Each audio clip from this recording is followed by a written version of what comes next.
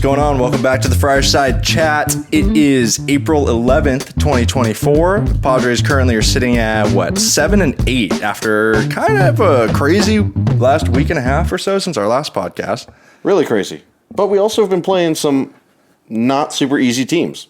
We've played the Giants, they're no slouch. Yep. The Cubs, who are coming in with a very solid record. And then the Dodgers and St. Louis, who they're always solid. There's no easy gimme wins in there. So 7-8, and a lot of things are trending upward. We'll dive into that later. But yeah, I'm happy. Yeah, not too bad. I mean, here, I'll just kind of start us off, right? Like, opening day looked great. Thought that was honestly, like, maybe our most complete game, I felt like, thus far. You're talking about the home opener. Yeah, home opener, yes. Yes, home opener. Darvish looked great. Offense looked great. Rally. Like, it was just a really good game. Cohesive. Yeah, really cohesive. Then the rest of the series is kind of weird. I don't remember it too much, honestly. But we ended up splitting with the Giants there, 2-2. Got our first taste of Dylan Cease. Yeah. Who, his first outing was kind of like, it was okay, right? He was missing a little bit, but yesterday against the Cubs looked really good. Really, really good. And it looks like he's trending in the direction of becoming more and more comfortable. They asked him that after the game.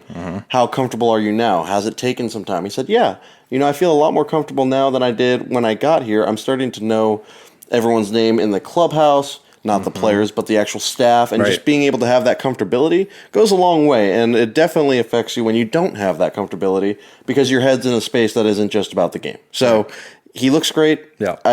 I love watching the Eephus changeup that he has. It's really fun, and he's a fun pitcher to watch. Yeah, some of his pitches look absolutely nasty. That slider I saw on the broadcast they were talking about he wrote a poem about his slider. Yes, it was cringy. Was it? Yes. If we can play it back, it'll be here. If we can't, we don't put it maybe in the description or something. We'll drop it in there.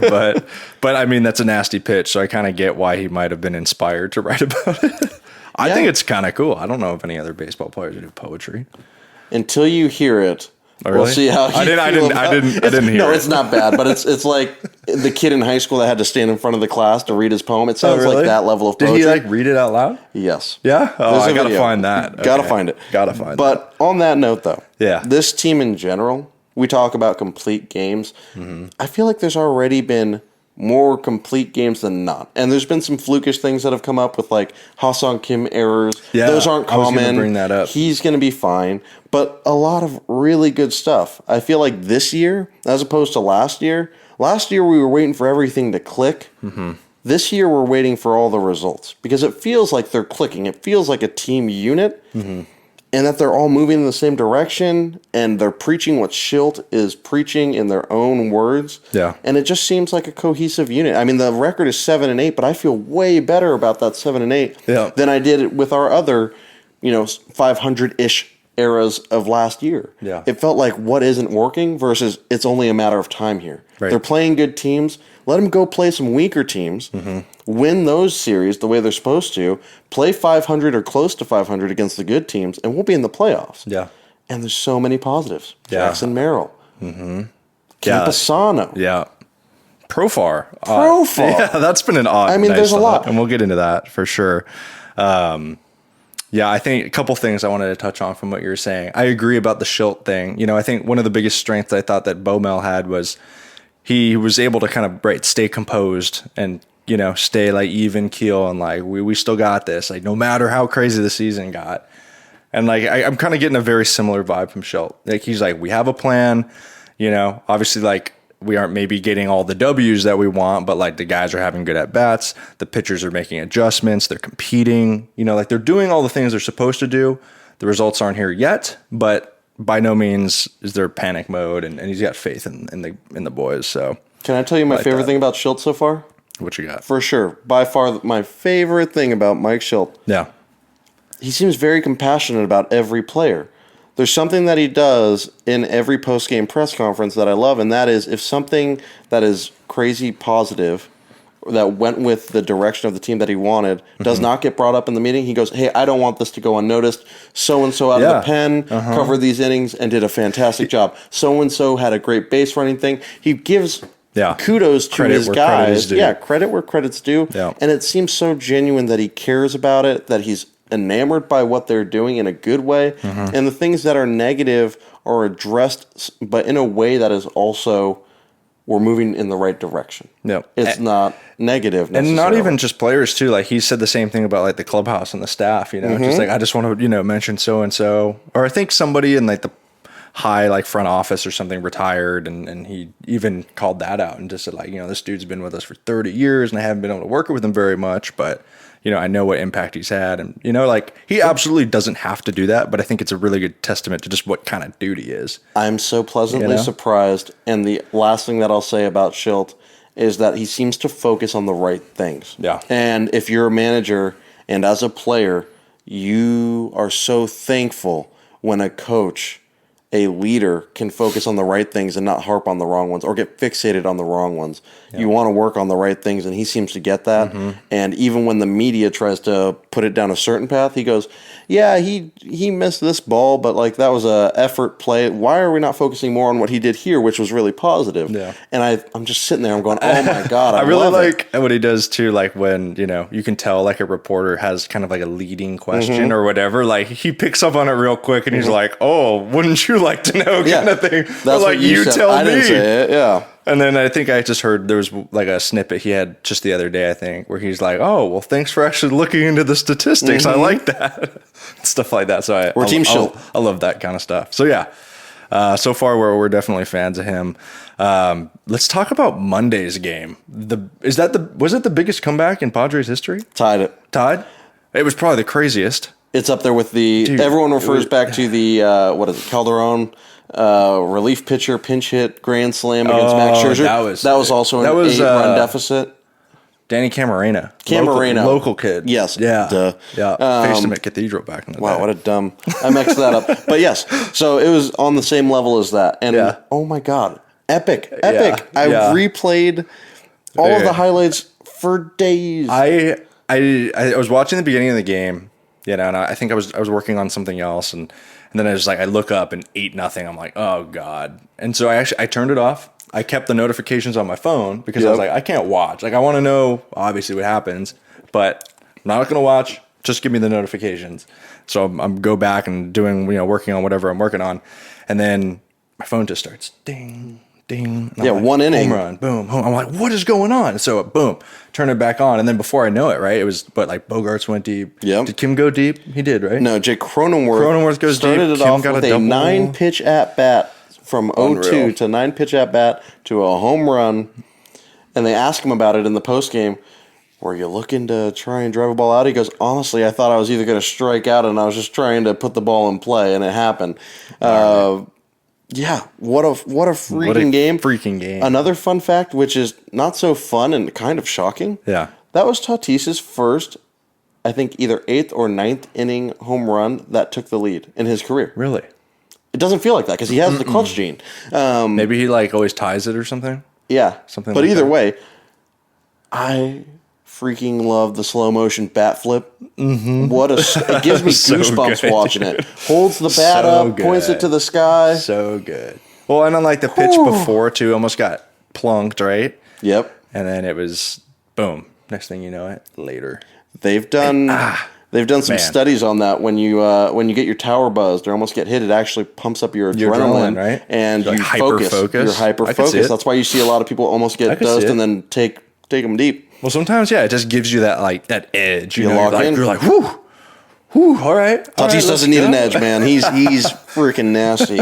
Oh my lord. Yeah, oh my God, that game. For those of you who didn't catch it or didn't see it, Padres, right, we're down 8-0, and then 6th inning on just went nuts. And Tatis hit a 2-run tank to put him ahead. And then Robert Suarez closes out with only throwing fastballs. Not only that, the last 3 games. Yeah. Look it up. The dude 3 only games has not fastballs. thrown anything other than a fastball for 3 outings. Yeah. 3. Which I think is probably going to be something that's going to catch up to him. I would think, but I just don't think you get away with it against the Dodgers. Yeah, a Dodgers or like, I don't know. I guess I just have scar tissue from the Phillies, Bryce Harper taking deep in the playoffs. Let's not talk about that. Vibes are too high. It's just right. But when you start facing the players on those big time teams, I don't know if just only fastball is going to get it done. Can we make an argument, though, that it has to be a top 5 fastball in the league? Evidently. The scouting report's there. He goes to the fastball. Okay, game 2. He's thrown nothing but fastballs last time out. Game 3. Okay, for 2 outings, it's only fastball, sit fastball, and they're still. Well, I think it's got to be. I think about it as a hitter too, right? Like, okay, no matter what, 100-mile-an-hour fastball is going to be very difficult to hit. And then 2, if like the report is, hey, this guy only throws fastballs, you're just gearing up. You're like, all right, I got to be on this fastball because the fastball's coming. And then they just probably are just mentally, mind effing themselves. I guarantee you this. A part of it for some batters, I think moving forward, they're just sitting dead red fastball. But a part of it has to be like, okay, it's got to be coming now. Mm-hmm. It's got to be coming now. Like, there's no shot he's going to throw 18 straight fastballs. Yeah. So he's like, yes, I am. Yeah. But tip of the cap to Suarez, who stepped into the role. And, these were tight games. He's getting it done. That game is the one where we came back from 8 runs. Mm-hmm. That is one that will define them. That is one that they will draw back on as the year progresses, because it really is one of those moments where, as a collective unit, you draw back and go, hey, we might be down 4 runs right now, but hey, remember when we were down 8? Mm-hmm. We still did it. And if Suarez blows that lead in the 9th, you don't get to have that same kind of look back to that game. So big tip of the cap to shutting it down when you absolutely needed it. Yeah. And it's the reason that we are winning the series here against the Cubs. So thank you, Suarez. Yeah, it was one of those games that I think Schildt had talked about it before too, right? Like there's certain games that kind of show you what the club is made of. Yeah. I think that one's a pretty good sign. And the last thing I'll say on it, you never want to go down 8-0. And, when Schildt and them preach so often to never give up an at-bat, to always stay in it, to never give in, that all sounds well and good. But you don't know if it's really going to be like that until you get in a game where you're down 8-0 to really prove and have it battle-tested, stress-tested to that approach. Yeah. And, now they can say, that is a stress-tested approach and we're good to go. Tatis made that play and almost made a play, jumping up and robbing a home run, missed it, and he came into the dugout and told Schildt, like, man, it's a game. He hit I almost had it hard too. Yeah, he goes, I almost got it, and Schildt goes, hey, don't worry about it. We just got to keep fighting. Yeah. And Tatis patted him on the back and goes, don't worry, we'll keep fighting. And a couple innings later, he hits the go-ahead home run. So pretty sweet. Oh, my God. And on top of it, too, he was wearing the Tony Gwynn cleats that night. Disgustingly good. Come on. You can't even, I don't... maybe, there's a script. The NFL script writers are leaking into the MLB or something. God, or something. I did want to touch a little bit. Had just finished talking about Suarez, but I wanted to talk about the bullpen a little bit because, I don't know. Okay, Peralta looks good. Wandy Peralta's doing really good. I think his whip is even 0.6 or something. It's really so Peralta's looking solid. And then we've got Matsui, De Los Santos, and Suarez are doing well enough. I think there's probably even better that those guys can do. I mean, Matsui and De Los Santos, but they're doing well.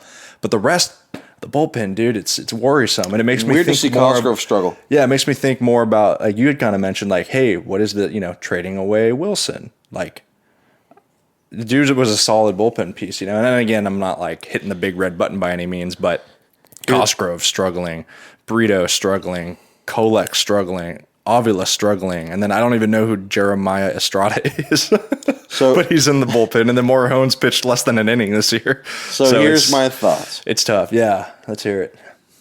There is nothing more up in the air after a race for the 5-man than what your role is going to be after you lose the 5th rotation spot. Yeah. Brito was struggling. He's been struggling from go to settle into the pen position. I have faith in him being a long relief pen guy who could step in and be serviceable. He's not looked good now. Every time he's come in, I'm like, oh, God, here we go. But I do think he can figure it out. As far as Cosgrove, that's a tough one for me because I really have high hopes on him. I want him to figure it out. His sweeper is one of the grossest pitches in the league. We need him against the Dodgers, especially too. With Ohtani and Freeman, all the lefties. You need that Cosgrove slider to be working. But the bullpen is something that you craft and form over the season. Now, granted, you don't want it to suck from go, and it should be better than what it is. Yeah. But this is definitely something where guys are getting a feel for what they're going to be called on. Because when you're a bullpen pitcher, You know how the game is progressing, whether or not you're getting in or not. Yeah. It's like, garbage time, get in Luis Garcia. I might be getting warm. Or, hey, we're up by 2. That was a callback to last year. Yeah. Just for those of you who didn't follow along. But, like, if you're the 7th inning guy, it's a close game. I'm about to get ready. If you're the 8th inning guy, close game, get ready. But right now, they don't know their roles as much yet. Right. And they're going to settle into that. Yeah. It's getting developed. They're going to settle in. They'll be fine. But improvements need to be made for sure. Yeah. Yeah, that's a tricky one. And again, like I said, it's some of those guys too are being serviceable, but there's definitely more in the tank there. I think Matsui might be our closer by the end of the year, honestly. Potentially. I mean, he's got a really good pitch mix. Like we said, that splitter is just unreal. His thing, he's just been like walking too many guys, but if he can just kind of lock in a little bit, his stuff is there, man. It's really good. Yeah. And same kind of with De Los Santos too. Like his stuff is also filthy. He's just kind of been missing. I like him more than Barlow. Mm-hmm. That straight up trade, I was like, I like De Los Santos more than Barlow. I think he's got a higher ceiling and a lower floor. Barlow's just kind of right. He's like right there in the middle. But yeah, I agree. I think I'm happy with that exchange, but more in the tank for sure. What do you think about Joe Musgrove? Well, I'm putting you on the spot. Didn't we say give him a couple more starts? Mm-hmm. He's pitched really well. I think like the last 2 have been very serviceable starts, and he just keeps getting better. And I think I had been able to watch his starts just because, right, I know that was something we were like keying in on. Mm-hmm. And especially this last start. This last was his best. Yeah, for sure. He was locating on the edges, like how Joe Musgrove of the past has done, right? And that was the thing that became very clear when he pitched against the Dodgers, and then I think his next start after that too, he was just hanging the curveball. Mm-hmm. You know what I mean? Bad. Just real bad. But this time he was getting the called strikes on the outside part of the plate, curveball going away from a righty. Just looking good, like looking much better. Hopefully he can continue it because I think he's gotten better each start. So I'm hoping, I'm still nervous. Still nervous? I'll put it out there. I'm still nervous about him. Yeah. I hope he continues to progress and get better. I know he's coming off the injury. It's everything. He's trying to get back to where he was. He had a terrible spring. You can't just erase that from your head. It's something that he's going to have to work through and have success to really build upon and get away from it, But I'm hopeful. Mm-hmm. I think Yu is doing what I thought you would do this year. Yeah. Cease is progressing, and I think he's going to be our ace. King has made me happy. I like watching him pitch, and I don't think he's at his best yet. Mm-hmm. So I'm very optimistic about all those things. Yeah, Waldron is pitching well as a 5 guy. Really good last High start. Strikeouts. Mm-hmm. High strikeouts. I mean, like we said, sneaky on the fastball. Sneaky on the fastball. If he can locate, well, you can't really locate a knuckleball, but if you can throw it consistently. But not leave it up. Yes. He's the outing where he did not look good was the outing he left his knuckleball up, and they were just, it's easier to hit it when it's up in the zone and get better contact. So I like him there. I think he's earned himself that spot for now until he loses it. Yeah. But he's definitely got enough through the 3 times now? I think this is going to be Waldron's 3rd coming up. Huh. Okay, yeah. But I think if he has a good 3rd outing, he hones that spot. I don't think they're going to think of putting Brito in there or Avila. Yeah. So it's his to lose, and I've enjoyed watching him pitch. We have very fun pitchers to watch. I think, it's very rare, I feel like, when you have a team where every start, like, you're kind of excited for it, right? Like Darvish, the freaking proven, the dude, the all-time Japanese strikeout leader. Yeah, 30 pitches. Like, he's going to, he got a little bit lit up his last time, but he's pitched awesome the rest of the year. So you know what you're getting. Musgrove improving every time. We know what he's capable of. Fiery captain. Exactly. Cease, freaking, could be an ace. He's the most fun to me. Could be an ace and has like a kind of a funky cross-body delivery. Super fun to watch too. And then, Waldron, a knuckleballer. Like each time out there is really cool. Really nice.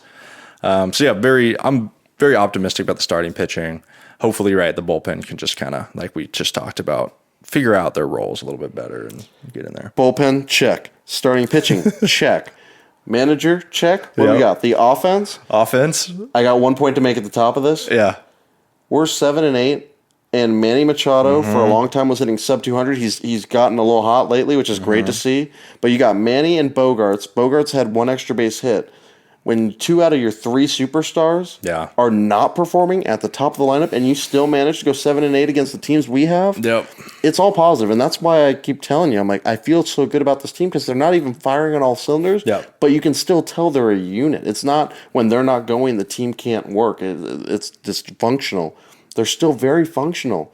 The bottom half of this lineup has been so exciting. We had question marks about Merrill. Yeah. We've had question marks about Profar. Was Campy going to do what he did last year? Yes, so far. Yeah, and honestly, give shout-outs to Wade, who started off the year really hot and was taking extra bases, being a serviceable third base. Then you got Paulie, who obviously has a bromance with Merrill, and they both pull for each other so hard. Yeah. Like, there's so many positive things. Did you see that? They swapped Sullivan and Paulie, though, yesterday? They did. Or 2 days ago? Oh, let me down. Yeah. That's sad. But, I mean, he'll be fine. He'll come back up. He's going to be great. It was fun to get a taste of him. I like the kid. I mean, you got your first major league home run off Camilo Doval. That's pretty awesome. Yeah, that's really, really But then he awesome. also looked really dumb and became a meme against the underarm Rogers. Whichever brother that is. Is what it is. The highs, the lows, it's baseball. Yeah, exactly. That was funny. But yeah, he'll be back. He'll be back for sure. What about Jake Cronenworth in the 3 spot? Yeah. Yeah. You and I debated this. I think it's I'm pro. I'm pro this, and obviously it's easy to get on this bandwagon when he's playing well. He's playing very well. He's hitting very well. Yeah. But I do believe that the lineup, is a bit overrated. It's important, but not as important as people make it seem. Because you're really preparing for the first time through the order. After that, it's as the cards fall. You don't know how it's going to all line up. Yeah. And when you're trying to get the most out of a player, the way that they are with Jake, what's he best against? A right-handed pitcher. When is he insured to get a right-handed hitter? Or batter? Pitcher? Fuck. It's when you sandwich him between Manny Machado, who destroys left-handed pitching, and Tatis, who destroys left-handed pitching. He's going to see right-handed pitching every at-bat this year. And it's paying off. It's an easier at-bat for him. And the best part about Jake Cronenworth is that he got in that 3 spot and didn't try to become a 3 hitter. He just tried to be the best version of himself. And a lot of guys could have easily gotten sucked into, oh man, they're asking me to be the 3 hitter. I got to do more. Yeah. No, he's doing his thing. He's the best version of himself, which is what we've wanted for the last 2 years. Yeah, I think that's a really interesting point, right? Because I was like, I think I wasn't super on board when it was first like, oh, Cronenworth's going to be hitting 3rd. And I was like, they're just playing the matchup game or whatever. But right, to your point, like how many, there are very few lineups around where your 3 hitter doesn't have to be your best hitter, but can just be a guy surrounded by so many good players that as long as he does his job and makes productive outs, and in his case, it's just getting a lot of hits too, you can be fully serviceable in that spot. And I think that's what we're seeing, right? Like when you and me were talking about it, and I wasn't as high on it as you were, I think it was coming off that St. Louis series where it was a tough series. It was kind of a tough offensive series for the whole team, granted. But yeah, like, He's done a really good job, like can't deny it. He looks great at first. We've always said he's a Gold Glove first baseman. He's living up to it. Yeah. He's been playing such a good first base. I'm very happy with Cronenworth, and I know that he has wanted this. I know it sounds silly, but he signed a long-term extension. Yeah. This is as much his team as Tatis and Machado. Like, he's going to be around with them. Yeah. He's part of that core. And, he bought a house here. He bought a car. Like, these are all firsts for him. It's a big deal to him to be here. And I'm just happy for him. I'm happy for the team. Love to see Campy playing so well. And shout out to his defense.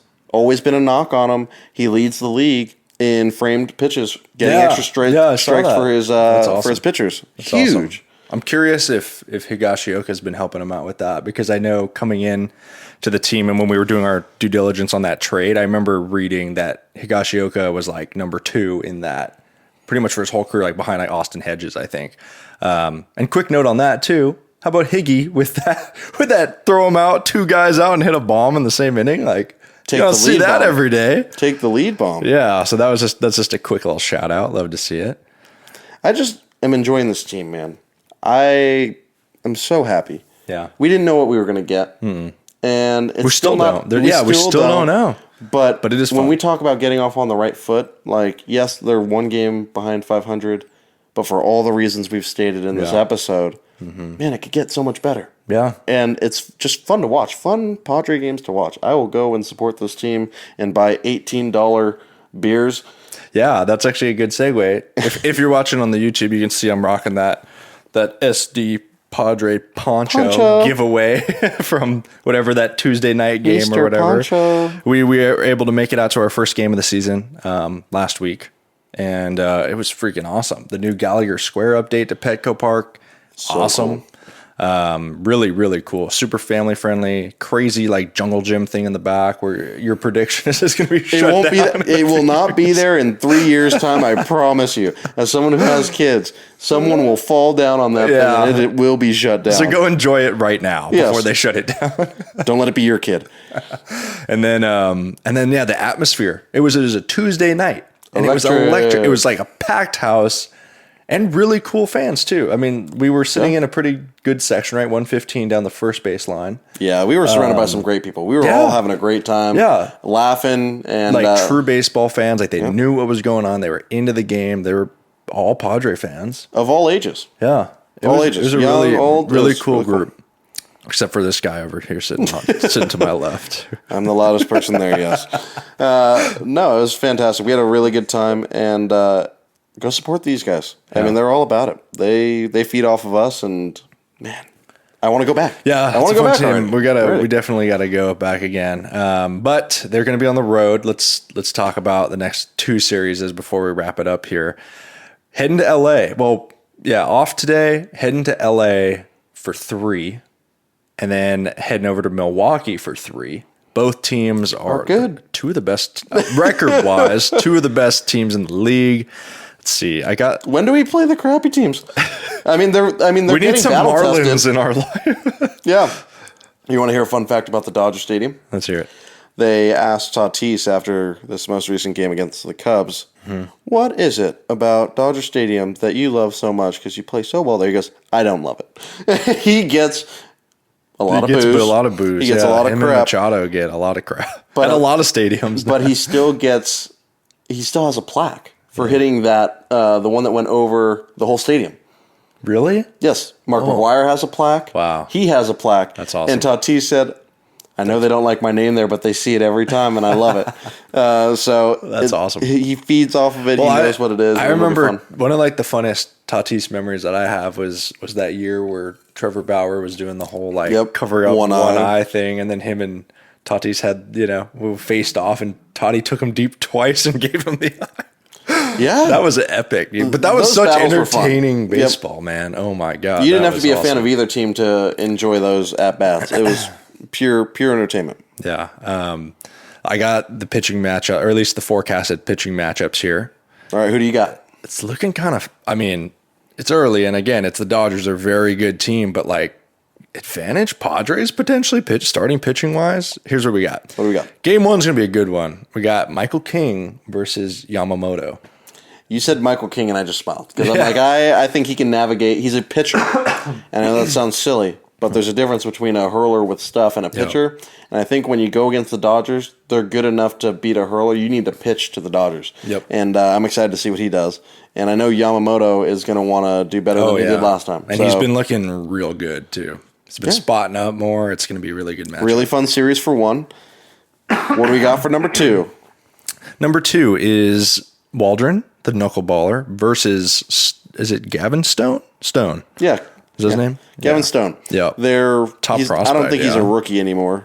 Well, he might still have rookie eligibility. He came up last year, struggled, and he's trying to find his footing this year. But he looks good. He does super look good. High ceiling, but still needs some work. Okay. That's an interesting matchup too, though. If Waldron brings his A game, advantage Padres. Advantage Padres. Yep. And then the last game of the series is Darvish versus Paxton. Advantage Padres. Yeah. Paxton can pull a game out of his butt. Yeah, every once in a while. Gives 7 innings. But like you said, the Padres lineup is constructed to just take down lefties. Yep. So I like that matchup. I think that could be a good one too. Like Manny Machado to get kind of back on a roll here. Not that he's doing bad per se, but no, he's capable of more Manny type stuff. He was hitting sub 200 minus 2 games ago, and he got 2 multi-hit games, I think, in a row to bump it up to over 200. So, not the man we know, quick but he's plenty completely fun. Side note is just saying, last episode you asked me who's going to hit the first home run at Petco Park, and I said Manny Machado, and lo and behold. Fair enough. Just wanted to put that on the board. You did win. Just saying. I called the Ha-Seong Kim home run in Korea. It was an exhibition game. Does that count? Please, give me credit. No. Oh, shoot. Nice try, though. That was nice. No, I'm excited for it. It'll be super fun. Anytime we play the Dodgers, I'll be locked in for every game. Yep. And I hope we take it. I mean, it's one of those things, again, where it's like, just don't get swept. That's my realistic goal for this. I'm saying handle. Take a game. Yeah. I mean, take it a game at a time. Hold your own. But at the end of the day, like, these aren't the series that you need to win. These are the series you don't need to get swept. Mm-hmm. I know it's not fun or sexy to say, but, like, we have a team that can go out and beat the lower level teams. And if they're doing that and splitting or not getting swept, we're going to be in a good spot. That's my goal. Yep. I think that's a good goal. Because, I remember having coaches and being on teams before where it was so much driven home to us. It was just like, by the time we get to the end of the year, and if you want to be in the playoffs, they're just like, one, just don't get swept, and just your mind should always be win the series. And that just always stuck with me forever. And I'm applying it now just to being a fan of the Padres too. I'm like, all right, as long as we don't get swept, it's like salvageable, Because the second it sets you back. I remember last year when we were, doing all our calculations for like, oh, we got to go. What do we need to do? We got to go 20-8 to get to the playoffs or whatever, and then they get swept, and it's just like, oh, that's just it's deflating, it's defeating. Whereas even a 2-1 series, it's not ideal, but you took one and you can build off of that. So it's of the similar mindset that they already preached earlier when we were losing by a lot, and they came back into the 9th inning, and they forced a closer to come out. And it wasn't just an easy 9th inning and they're gone. They carried that momentum into the next game and pounced on them. So there's something to that, right? Yeah. The going home happy, winning the last game of the series, or just avoiding the negative feelings that you get with losing, from getting swept, from getting blown out. Minimize those. Yeah. It's going to happen, but minimize it. Absolutely. Obviously Dodger series, always a big one. And then Milwaukee for 3. They're 8-3 on the year. Of course they are. I know, right? Who would have guessed that? Jackson Trio is on that team. Really fun. They're rookie Jackson. We have a rookie Jackson. And Jackson Holiday. What's going on? Evidently, you want your kid to go to the bigs? They're 20 years old. So 2004, everyone was naming their kid Jackson, apparently.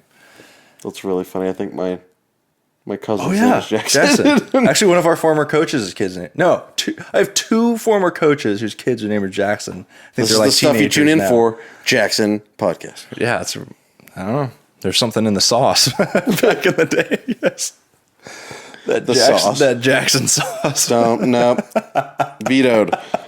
This is family friendly. And thank you for tuning in. Anyways, that'll be a really fun one. Battle of the Jacksons out there in center field. But yeah, really, I don't know too much else about Milwaukee other than that. But other than apparently they're a scrappy team.